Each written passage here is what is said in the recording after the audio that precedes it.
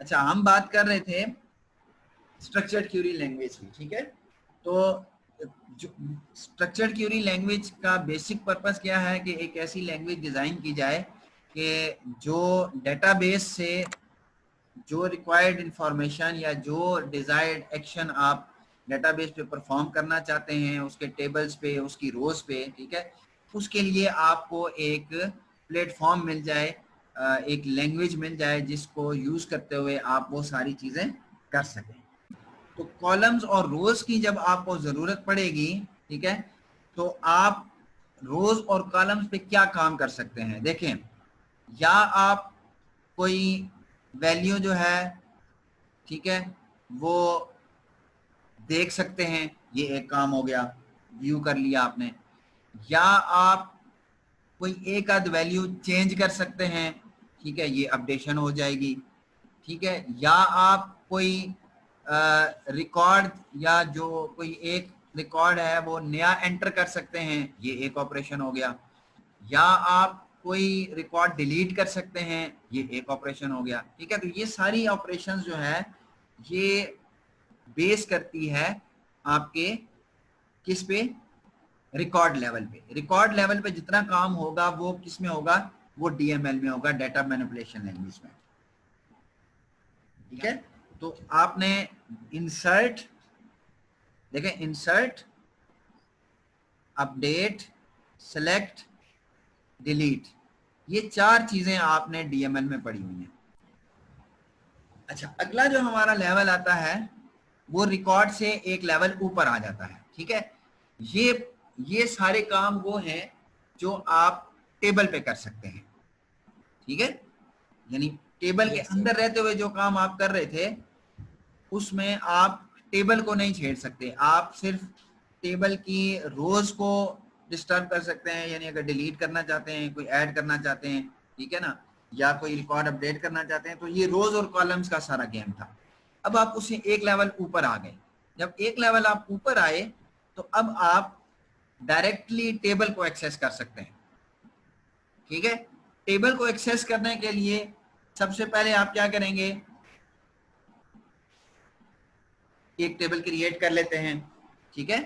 Table create करने के लिए जो है वो हम देखेंगे कि क्यूरी कैसे लगती है। अभी आप सिर्फ उसको समझें कि कौन कौन से काम हो रहे हैं। टेबल जब क्रिएट होता है तो आप उसमें बताते हैं कि मुझे ये वाला कॉलम, उसमें ये वाली डाटा टाइप चाहिए, उस डाटा टाइप की ये लेंथ होनी चाहिए, ठीक है। तो ये सारी चीजें जब आप बताते हैं तो आपका एक टेबल जो है वो क्रिएट हो जाता है। यहां तक ठीक हो गया?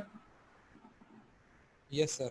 अच्छा, दूसरे नंबर पे आपके पास आती है डाटा डेफिनेशन लैंग्वेज में कि जब आप टेबल को क्रिएट कर लिया, ठीक है, तो आप उस टेबल को डिलीट करना चाहते हैं।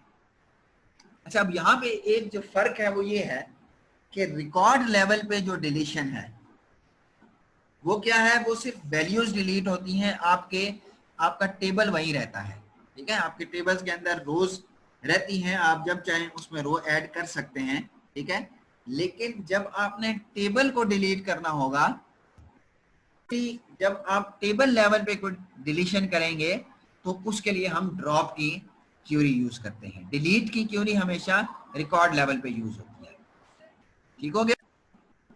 कि जब आप टेबल के ऊपर मॉडिफिकेशन का कोई ऑपरेशन परफॉर्म करेंगे, ठीक है, तो वो मॉडिफिकेशन होगी उसके स्ट्रक्चर के ऊपर। किसके ऊपर होगी? स्ट्रक्चर के ऊपर। स्ट्रक्चर के ऊपर। अब स्ट्रक्चर के ऊपर मॉडिफिकेशन कैसे हो सकती है, कोई आइडिया है? स्ट्रक्चर को मॉडिफाई आप ऐसे करेंगे कि आप इस टेबल के किसी एक कॉलम की डेटा टाइप चेंज कर देते हैं, ठीक है। कोई रिक्वायरमेंट आ गई ऐसी कि आपको एक टेबल के किसी एक पर्टिकुलर कॉलम की डेटा टाइप को चेंज करना पड़ा। अब ये जो चेंजिंग है इसको हम कहते हैं ऑल्टरिंग, ठीक है। जब ऑल्टर का कीवर्ड आप यूज करेंगे तो आपके डीबीएमएस को पता चल जाएगा कि भाई अब डीएमएल की बारी नहीं है, ये मॉडिफिकेशन किस लेवल पे हो रही है, ये टेबल लेवल पे हो रही है। बेसिकली डेटा डेफिनेशन लैंग्वेज आपका काम ही टेबल लेवल पे कर रहा है। टेबल क्रिएट हो रहा है, टेबल डिलीट हो रहा है, और टेबल का ही स्ट्रक्चर जो है वो आप मॉडिफाई कर रहे हैं। यहां तक क्लियर है? Yes sir. अच्छा, तो बेसिकली हमारे पास तीन ही काम हैं टेबल लेवल पे। टेबल क्रिएट हो सकता है, टेबल को आप डिलीट कर सकते हैं, या टेबल को मॉडिफाई कर सकते हैं, उसका स्ट्रक्चर जो है वो चेंज कर सकते हैं किसी भी डाटा, किसी भी कॉलम की डाटा टाइप को चेंज करके, या उसकी इवन आप अगर किसी कॉलम की डाटा टाइप सेम रखते हैं और उसकी लेंथ चेंज करते हैं, तो उसके लिए भी आपको ऑल्टर का ही फंक्शन यूज करना पड़ेगा, क्योंकि आप उसका स्ट्रक्चर चेंज कर रहे हैं। पहले उसमें वैल्यूज की जो लिमिट थी वो और थी, अब और हो जाएगी, तो ये भी आपने ऑल्टर में ही करना होगा। उसके बाद है हमारे पास डाटा कंट्रोल लैंग्वेज, इसको हम डीसीएल कहते हैं, ठीक है। अच्छा, यस सर। डीसीएल का जो आपका डीएमएल और डीएल है, इसका ताल्लुक आपके डाटा बेसिस से है, ठीक है ना। जो डीसीएल है, इसका डायरेक्ट ताल्लुक उस तरह डाटाबेस के ऊपर काम करने से नहीं है, ठीक है। इसका ताल्लुक है कि आपके इस डाटाबेस पे, यानी अब मैंने ये ऊपर लिख दिया ना, सिलेक्ट, इंसर्ट, अपडेट, डिलीट, ठीक है। सर्च वैसे कोई कीवर्ड नहीं है, आप कंफ्यूज ना हो जाइएगा, ठीक है। या मैंने लिख दिया जी कि क्रिएट, ड्रॉप, अल्टर, ठीक है। Yes sir. अब जो डीसीएल है, उसमें हम ये डिसाइड करते हैं कि एक ऑर्गेनाइजेशन में, ठीक है, कौन बंदा किस चीज पे क्या ऑपरेशन परफॉर्म कर सकता है, ठीक है। यानी हमने बात करनी है एक्सेस राइट्स की। एक्सेस राइट्स का आइडिया है क्या होते हैं? एक चीज होती है जिसको हम कहते हैं अथेंटिकेशन। क्या कहते हैं? ऑथेंटिकेशन। अथेंटिकेशन। अथेंटिकेशन का मतलब ये है कि आपने ये प्रूव करना होता है कि आप किसी एक पर्टिकुलर सिस्टम का हिस्सा हैं या नहीं है, ठीक है। किसी भी एक पर्टिकुलर सिस्टम का हिस्सा हैं या नहीं है, ठीक है, ये आपने प्रूव करना होता है। और अगर आप उस पर्टिकुलर सिस्टम का हिस्सा हैं, ठीक है, तो आप उस पर्टिकुलर सिस्टम में दाखिल होने के लिए आपको कोई ना कोई ऐसी चीज आपके पास होगी, ठीक है, जो उस बंदे के पास नहीं होगी जो इसका हिस्सा नहीं है। आप एक दफा दोबारा बताएं, है ना। आपने ये प्रूव करना है कि आप एक पर्टिकुलर सिस्टम का हिस्सा हैं, ठीक है ना। अगर हम डेटाबेस की बात करते हैं, तो आपने एक ऑर्गेनाइजेशन का जो डेटाबेस है, आपने ये प्रूव करना है कि भाई मैं इसका पार्ट हूं, इस ऑर्गेनाइजेशन का पार्ट हूं, ठीक है। तो आपके पास एक ऐसी चीज होनी चाहिए, ठीक है, जो उस बंदे के पास जो कि आपकी ऑर्गेनाइजेशन का पार्ट नहीं है, नहीं होगी। तो ऐसी क्या चीज हो सकती है? आपकी एक आइडेंटिटी होगी, आपकी एक आइडेंटिटी होगी, और वो आइडेंटिटी उस सिस्टम में ऑलरेडी सेव होगी, वो आपको पहचानता होगा। और इस आइडेंटिटी को आप सिस्टम से कैसे अपनी पहचान करवाएंगे? यूजिंग लॉगिन और पासवर्ड।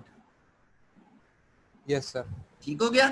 जब आप अपना यूजर नेम और पासवर्ड एंटर करेंगे, सिस्टम आपके इस यूजर नेम और पासवर्ड को अपने पास से मैच करेगा, और उसको पता चल जाएगा कि वाकई ये आदमी हमारे सिस्टम का हिस्सा है। ये होती है ऑथेंटिकेशन, ठीक है। कि जब आपने ये साबित कर लिया कि हाँ मैं इस ऑर्गेनाइजेशन का पार्ट हूं। यहां तक ओके क्लियर हो सर। गया? Yes sir. अच्छा, उसके बाद अगला जो पॉइंट है, ठीक है, कि सिस्टम ने तो आपको अंदर आने दिया है ना, मतलब ऑर्गेनाइजेशन में आप अंदर आ सकते हैं। यस सर, ऑर्गेनाइजेशन में एंटर हो गए सर। एंटर हो गए, ठीक है। अब उस यस सर। ऑर्गेनाइजेशन में एंटर होके आप क्या क्या कर सकते हैं और क्या क्या नहीं कर सकते, इसको कहते हैं ऑथराइजेशन। इसको क्या कहते हैं?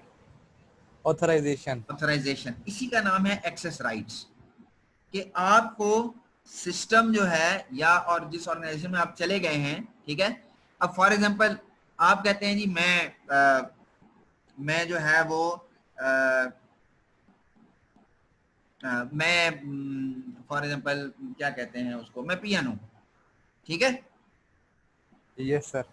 अच्छा, अब जो पीएन है ऑर्गेनाइजेशन के अंदर चला गया ना, जी सर। चला गया, क्योंकि उसने बताया, अपना कार्ड दिखाया, अपना आईडी कार्ड जो भी है, ऑर्गेनाइजेशन में चला गया। ये अथेंटिकेशन हो गई है। इसके बाद अगर ये पीएन के पास कार्ड ना होता तो इसको अंदर जाने देते? No sir. नहीं जाने देते, क्योंकि इसके पास आइडेंटिटी नहीं थी। अगर कोई और बंदा जो है वो पीएन बन के आ जाए, कहे जी मैं भी पीएन हूँ, कहेंगे अच्छा पीएन हो तो कार्ड दिखाओ, वो कहेगा कार्ड तो मेरे पास नहीं है, इसका मतलब है कि वो उस सिस्टम का हिस्सा नहीं है। जी अब सर। पीएन जब ऑर्गेनाइजेशन में एंटर हो गया, ठीक है, वो जी पीएन सर। जनाब सीधा 5वें फ्लोर पे चला जाए और जाके एमडी की कुर्सी पे बैठ जाए, तो ये पॉसिबल है? No sir. क्यों नहीं है? इसलिए कि उसको ऑर्गेनाइजेशन ये ऑथराइजेशन दे ही नहीं रही, उसको ये इख्तियार नहीं है कि वो जाके एमडी की कुर्सी पे बैठे। Yes sir. एक जवाब आया, अगर खाली हुई तो बैठ भी सकता है। अच्छा, तो उसको ये इख्तियार नहीं है, नहीं है। ठीक है। तो यस सर। अगर उसको ये पता है कि मैं कर सकता हूं और क्या नहीं कर सकता, तो ये बेसिकली ऑथराइजेशन है। तो ऑथेंटिकेशन और ऑथराइजेशन का फर्क समझ आ गया? Yes sir. अच्छा, तो मैं ये कह रहा था कि अब जो वो बंदा एंटर हो गया, ठीक है ना, as a PNG enter sir. हुआ ना, उसने अपनी यस सर। आइडेंटिटी शो कर दी कि हाँ जी मैं इस ऑर्गेनाइजेशन का हिस्सा हूं। हिस्सा ना होता तो एंटर नहीं हो सकता था। लेकिन अब जब वो एंटर हो गया है, तो अब उसे पता है कि मैं क्या कर सकता हूं और क्या नहीं कर सकता, मैं किस चीज पे क्या काम कर सकता हूं क्या नहीं कर सकता, इसको हम कहते हैं एक्सेस राइट्स। Yes sir. ठीक है, यानी यस सर। हु बट, यानी कौन किस चीज पे और क्या ऑपरेशन कर सकता है, ठीक है ना। फॉर एग्जांपल मैं यस सर। कहता हूं एक यूजर है ए, ठीक है, यूजर क्या है? ए। ए। अब वो टेबल पे इंसर्शन कर सकता है बस, ठीक है। इसका अभी सिंटेक्स हमने नहीं दिखा, सिर्फ आपको समझाने के लिए बता रहा हूं। यस वो सर। टेबल पे क्या कर सकता है? इंजर्शन कर सकते हैं। इंसर्शन कर सकता है। इसी तरह एक यूजर बी है, वो टेबल, बल्कि यहां टेबल के बजाय हम रिकॉर्ड लिख लेते हैं, ठीक है, रिकॉर्ड इंसर्ट कर सकता है। एक दूसरा यूजर है, वो रिकॉर्ड को सिर्फ व्यू कर सकता है, ठीक है ना। वहां यस सर। अब दोबारा आ गए हैं, मर्जी से चले जाते हैं फिर आ जाते हैं। अच्छा, अब यूजर बी जो है वो रिकॉर्ड सिर्फ व्यू कर सकता है, यूजर ए जो है वो रिकॉर्ड इंसर्ट कर सकता है, ठीक है। अब दोनों में फर्क आ गया ना। यस अब सर। यूजर बी अगर रिकॉर्ड इंसर्ट करना चाहेगा तो क्या होगा?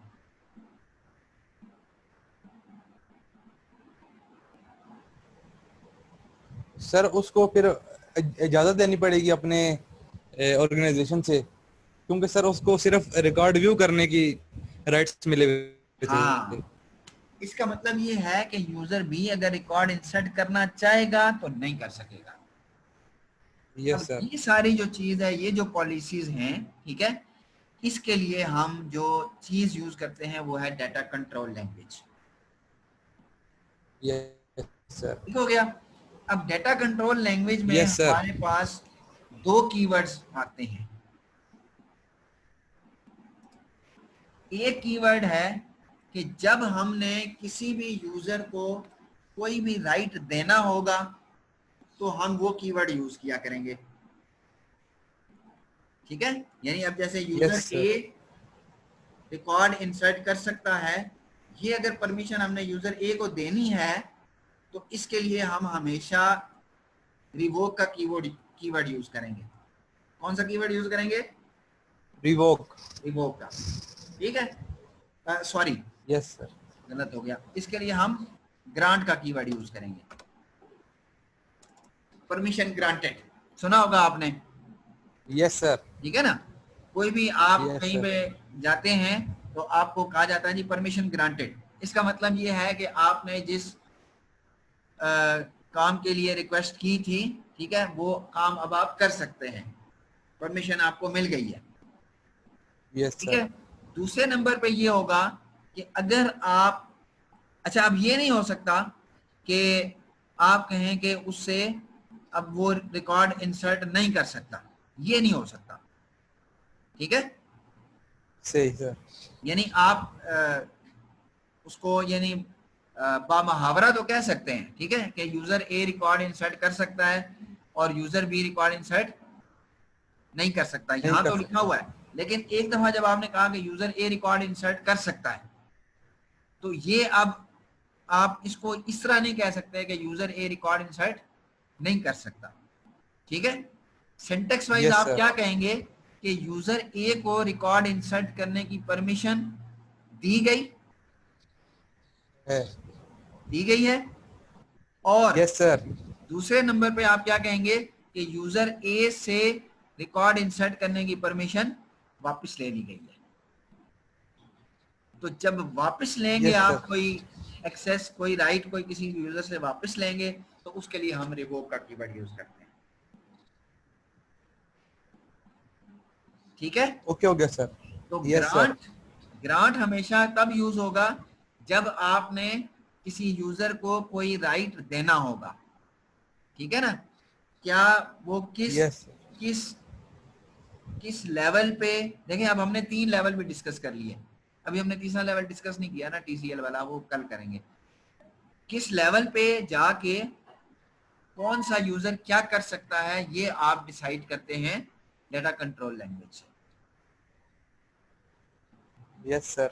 अच्छा, आज का मेरा ख्याल है लेक्चर यहाँ पे बंद करते हैं, खत्म करते हैं। ठीक है।